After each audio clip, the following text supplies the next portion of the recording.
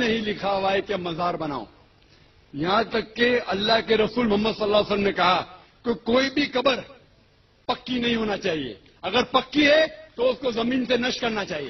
یہ سبز گنبد بھی توڑ دیا جائے، قبر پہ گنبد بنانا منع ہے، اور بالکل صحیح بات ہے، منع ہے، قبر پہ گنبد بنانا منع ہے، تو توڑ دیا جائے.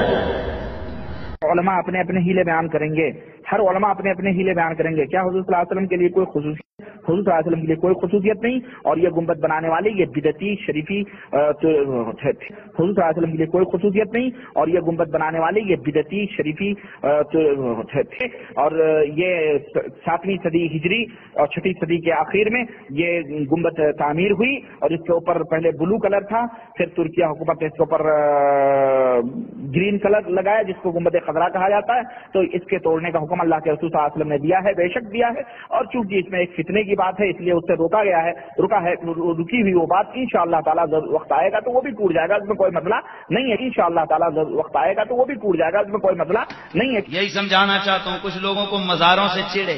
دیکھیں جی ضرورت نہیں ہوتی ہے، اوپر چھت ڈال دینا، یہ کر دینا، وہ کر دینا. اچھا آیا صحابہ سے پوچھتے صحابہ کرام کیا مزار بنائیں گے کہ نہیں بنائیں گے؟ بخاری شریف، کیا بولا میں نے؟ بخاری شریف کی حدیث ہے. اللہ اللہ سرکار کے وصال کے بعد ولید کے دور میں میرے رسول اکرم کے مزار پرانوار کی دیوار گر گئی.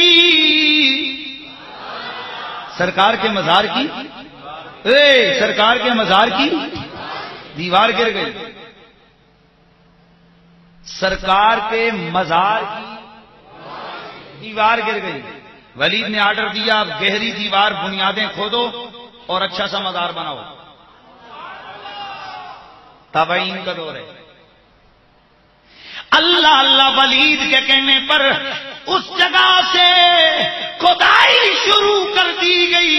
اچانک کھدائی کرتے کرتے ایک پاؤں باہر نظر آنے لگ گیا. ایک انسانی پاؤں باہر نکلا قبر سے باہر. تو ہر طرف یہ شور مچ گیا کہ رسول اللہ کا قدم ہے، رسول اللہ کا قدم ہے، رسول اللہ کا قدم ہے. حضرت عروہ بن زبیر آپ آئے، آپ نے جب دیکھا لوکیشن دیکھی، سارے معاملات دیکھے، اپنے ابا سے سب کچھ تو پوچھا ہوا تھا، سیدہ عائشہ سے تو سب کچھ پوچھا ہوا تھا. آپ نے دیکھ کے فرمایا یہ رسول اللہ کا قدم نہیں ہے، بل ھذا قدموں ھذہ قدموں عمر بن الخطاب، اور یہ رسول اللہ کا پیر نہیں ہے، یہ عمر فاروق کا پیر ہے. کتنے عرصے بعد نکلا؟ 100 سال کے بعد نکلا. 100 سال کے بعد نکلا. ابھی سمجھ نہیں آئی تجھے؟ کتنے عرصے کے بعد نکلا؟ 100 سال کے بعد. بالکل صحابہ کہتے ہیں جب ہمارا ہاتھ لگا جیسے زندوں کا پاؤں ہوتا ہے، جیسے زندوں کا پاؤں ہوتا ہے.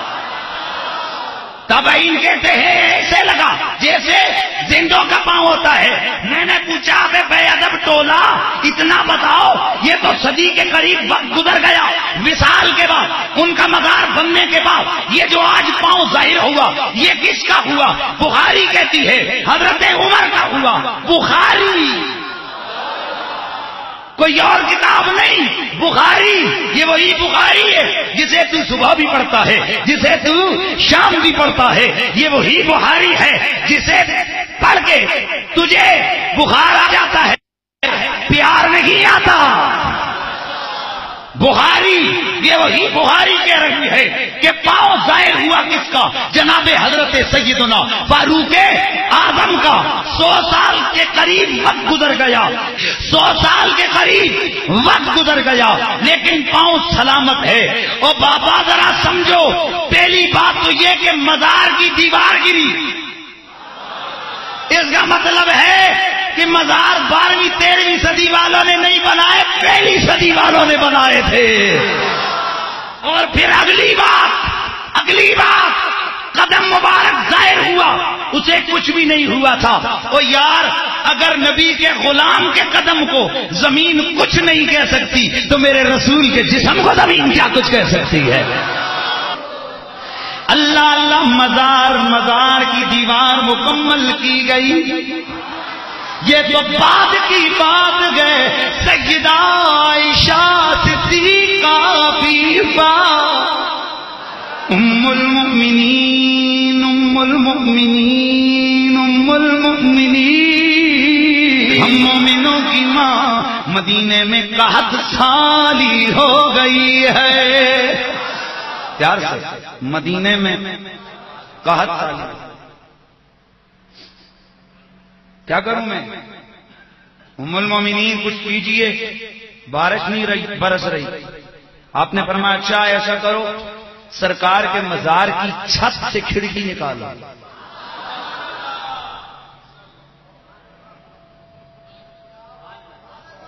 سرکار کے مزار کی چھت سے کھڑکی نکالو، چھت سے کھڑکی نکالو. انہوں نے ام المومنین کا کہا مانا، کھڑکی نکالی. آسمان اور قبر رسول کے درمیان جب پردہ حائل نہ ہوا اتنی بارش برسی، اتنی بارش برسی. صحابہ فرماتے ہیں بعد میں مدینے والوں نے پکی کھڑکی رکھ دی.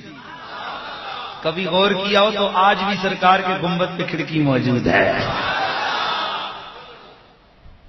پتا چلا چھت اس وقت بھی میرے رسول کے مزار کی تھی. آئے ہائے، میرے رسول کے مزار کی چھت اس وقت بھی تھی. کہنے نہیں وہ تو نبی کا مزار ہے. میں نے کہا نبی کا بھی ہے، ساتھ ابو بکر کا بھی ہے، ساتھ عمر کا بھی ہے. اور کمال یہ ہے کہ یہ مزار بنایا کس نے؟ صحابہ نے. تو اگر مزارات بنانا شرک ہوتا تو کیا رسول اعظم کے غلام شرک کرتے رہے؟ یہ کیوں کہا، یہ کیوں کیا، یہ اس طرح مزارات کیوں بنائے؟ ارے کلمہ پڑھنے والوں، پتا چلا یہ مزارات، یہ قبہ، یہ رسول کے قبر منور کے اوپر چھت، اصحاب پیغمبر کے مزارات یہ کیوں بنائے؟ اگر یہ ناجائز امر ہوتا علی کبھی نہ ہونے دیتا، عثمان کبھی نہ ہونے دیتا، حسن کبھی نہ ہونے دیتے، حسین کبھی نہ ہونے دیتے، طلحہ و زبیر کبھی نہ ہونے دیتے، جناب عبد الرحمن بن عوف کبھی نہ ہونے دیتے، کبھی نہ ہونے دیتے. یہ میرے مصطفیٰ کے صحابہ کا مزار بنانا اس بات کی دلیل ہے کہ مزار بنانا شرک و بدعت نہیں، محمد عربی کے غلاموں کی سنت ہے.